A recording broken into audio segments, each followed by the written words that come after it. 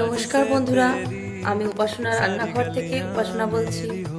আজ আমি তোমাদের কাছে নিয়ে চলে এসেছি খুব সহজ উপায়ে খাসির মাংস।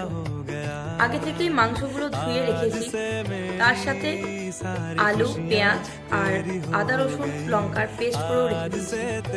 এরপর মাংসগুলোর মধ্যে প্রথমে পেঁয়াজ কুচি, আদা রসুন লঙ্কার পেস্ট আর হলুদ, জিরে, ধনে, লঙ্কার গুঁড়ো, টক দই, লবণ, সর্ষের তেল দিয়ে ভালো করে মাখিয়ে 30 মিনিটের জন্য রেখে দিচ্ছি।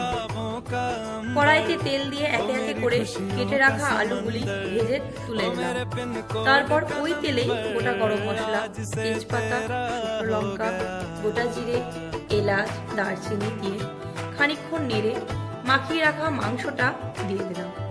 তারপর ভালো করে নেড়ে নিয়ে তার মধ্যে জল দিয়ে মাংসটা কষাতে হবে।